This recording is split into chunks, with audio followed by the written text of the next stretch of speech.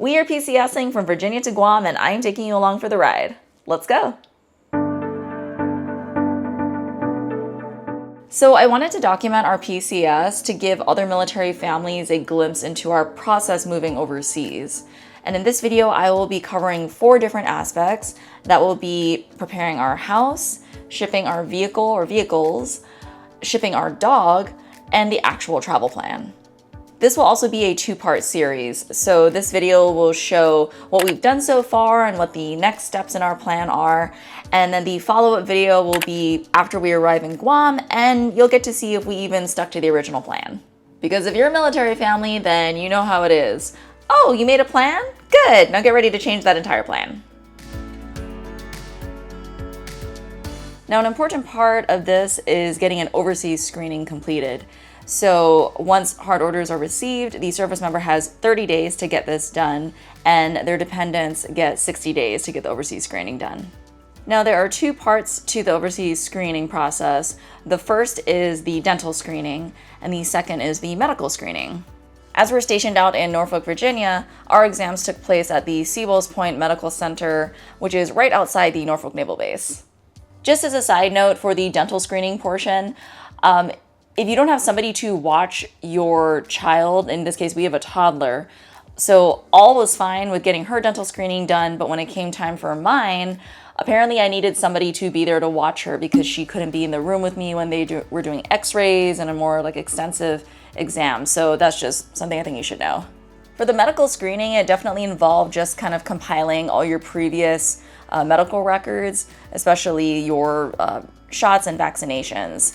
So if you didn't have that on hand, they would order a titers and do blood work to see what vaccinations you might need to get. And then you would proceed further with the required vaccines that you need to go to Guam. After completing and submitting the packet that they give you, you then get a virtual appointment, which is basically just a phone call, and that happens within a few days after submitting the packet. And the person who spoke to us, they basically just asked if we had any exceptional needs or special needs. So that way they can do some digging to see if they have the specialists ready and available on Guam. So then they told us that then it would go up the chain to get signed off, and then they would call when it was ready to be picked up. My husband just ended up walking in just to check because I think a week had passed and we didn't get any phone call. So he walked in, found out it was ready for pickup, got it, and routed it to his command. So we own our home here in Norfolk, and we already knew that when it was time to leave here that we wanted to rent it out. So the first step in doing that was for me to interview multiple property managers. I think this was really important because we wanted to make sure that whoever we were leaving our house in the care of, that they were actually going to look out for us. And so not just interviewing for personality and professionalism, but I think it's also crucial to request for the property management agreements and sample lease agreements just to be able to compare different fees and language and what are you getting with each property manager. So we signed all the necessary agreements, we got the house cleaned up and scheduled photography, and that went through our property management. They're actually the ones who coordinated that. We also provided the property details, like the rent price, whether we were going to implement pet rent, what it was that we were leaving behind with the house, and so on. But that was basically all information that was going to go on the listing. And yeah, our house got listed for rent one evening, and then the very next morning we had an application. And so it was just such a great feeling. Now, as far as the actual move and pack out goes, like I mentioned earlier, coordinating with the transportation office and admin, they're the ones who arrange for the movers to come by on which specific date. And they gave us kind of a 3 to 4 day window. They might come between this day to this day. And so that's what we prepared for. Leading up to this window, we had a pre-move survey where one of their representatives came by, took pictures, basically did a survey of the entire house and what is going to be packed up, what is going to be left behind. Obviously, we will still have to be here on the day of moving just to make sure nothing gets accidentally packed up that's not supposed to go. But one thing she did recommend was to just let the movers pack everything. If there's maybe something fragile that you want to pack specifically, then I would go ahead, that's your preference, but then again, they aren't going to be liable for it if anything happens to it.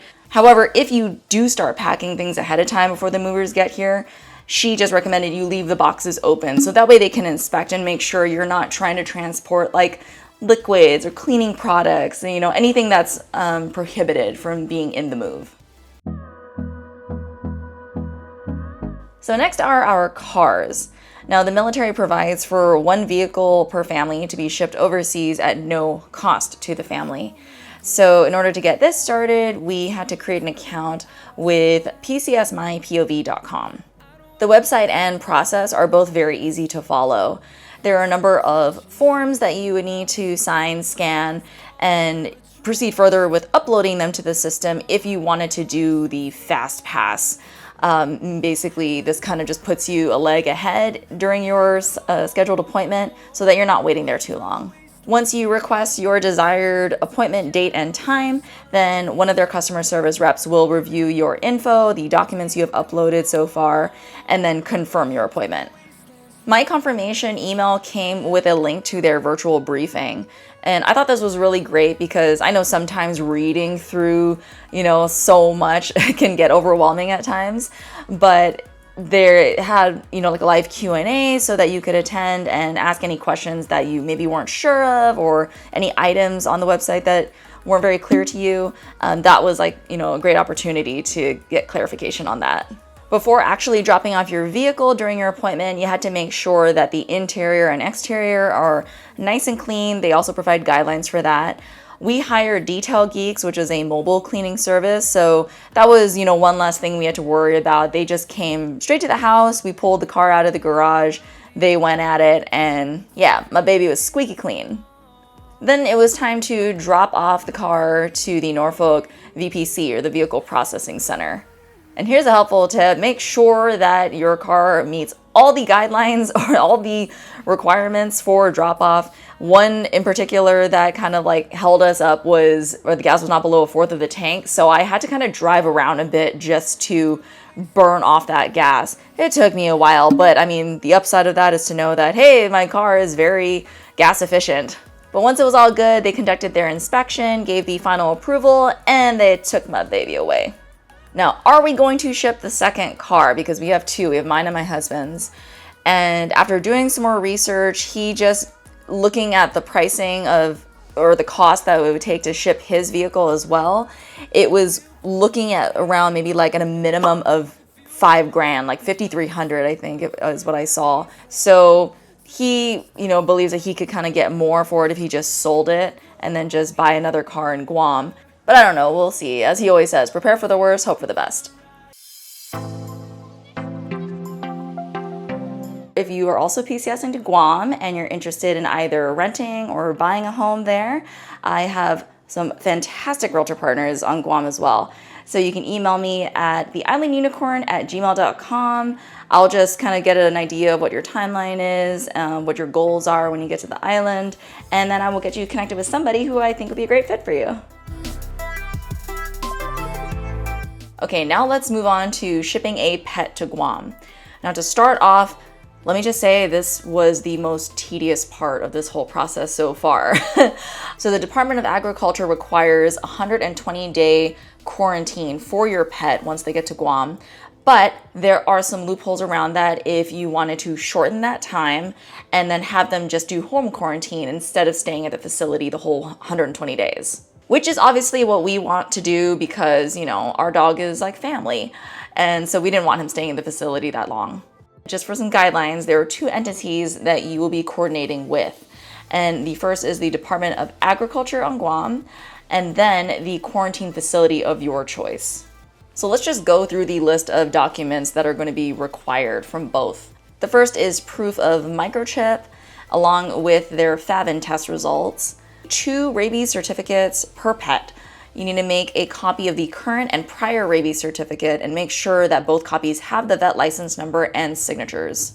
You'll need to have a copy or certificate of the current vaccinations that each pet has, a copy of your official orders to Guam, a health certificate that will be issued 10 days within arriving to the island. The 10-day health certificate also has to include the name and address of the facility that your pet will be staying at. And then the flight itinerary that will be provided by your transportation office. So after doing a little bit of research, the very first thing we did was got our dog Max microchipped and got the FABN test done almost immediately, because I think that is the test that takes the longest. So with all these required documents and tests and certificates that we needed, my husband basically coordinated with both the Guam Department of Agriculture and the Anderson Pet Lodge, which is the facility that we went with. So they coordinate together to basically cross-reference that all our documents match up, and then we get issued a confirmation letter, basically confirming our reservations at the Anderson Pet Lodge. And Anderson Pet Lodge will send this confirmation letter to the Department of Agriculture so that they can process an entry permit. Along with confirming our reservations, the Anderson Pet Lodge is also going to be responsible for scheduling clearance with Guam Customs and then picking up our pet at the airport. So if all goes well, and I'm really crossing my fingers that it does, because I feel like we've been so thorough with this part of the process, then when we arrive to Guam, our dog Max will be at the facility for, a max of 5 days, and then he'll be able to stay at home with us for the remainder of the 120 days.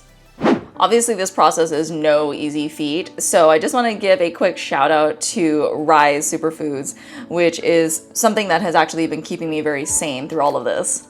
Most people know about their mushroom coffee, but I personally prefer their chicory mushroom. I just like the taste a lot better. And their adaptogenic mushroom blend is something that, promotes a lot of calm energy and calm focus. So the reason I like the chicory mushroom is because it gives you all the benefits of their original coffee, but just without the caffeine. So I'm kind of able to get through all of these, PCS tasks one at a time and not feel overwhelmed or stressed out because of that calm energy that I have. So if you'd like to try Rise and see if it's something you would enjoy or benefit from, then I'll leave my special link in the description for you so you can check it out and also get a discount. Now on to the actual travel plan. And this is gonna kind of go hand in hand with the process of shipping our dog Max. So what happened was, when the PTO and the travel office was coordinating our flights to leave Norfolk and eventually get to Guam, there were no spots on the Patriot Express. What they kept arranging was for us to fly on American Airlines to get us from Norfolk to Seattle. Now the problem with that is, different airlines have restrictions on what breeds they can ship.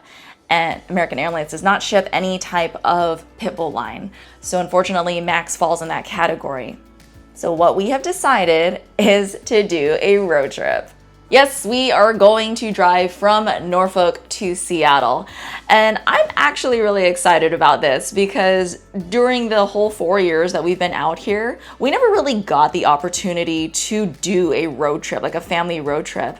Mostly because my husband was on sea duty, so he was away so much. We never really got to do. And then I'm just gonna be honest, I don't feel comfortable driving by myself long periods of time. So this is actually going to be a really nice opportunity to do that. So while we can't fly from Norfolk to Seattle, they can fly us on the Patriot Express from Seattle to Guam, which I actually am happy about, because that means less moving of our pet, less moving of our toddler, from like flight to flight. It's just one flight, one time, and we go straight to the island. I've started working on a road trip plan that entails making stops into Louisiana to visit family there, crossing into Texas, making a stop into Vegas and Reno, and then eventually making our way up past Oregon and into Seattle, Tacoma. Last night in our house. How are you feeling, Max? Something's different, huh? Something's up. Mila's just chilling. She has no idea what's happening. I am feeling, a little sad, just kind of thinking about this house. We've been here for 4 years, so, it's bittersweet. I'm excited for the next adventure, but sad about this chapter closing.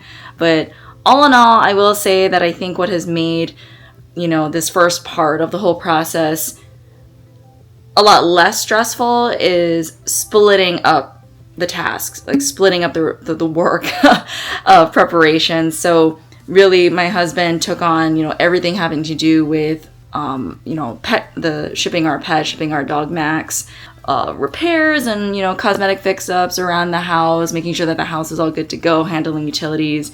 And then on my end, I was just kind of handling everything with our daughter, getting our overseas screening good to go, getting our house under property management. So just, there's a whole list I could go through, and I probably just can't think of everything right now, but I do know for a fact it has been super, super awesome having a partner in all of this to really just help make the experience and the process go a lot smoother. Now, of course, everybody's PCS is going to look slightly different from the next, mostly due to your unique situation or your unique factors. But either way, I do hope that these videos are helpful and continue to be helpful. So in the meantime, just wish us luck, and I will see you all in the next video in Guam. Adios!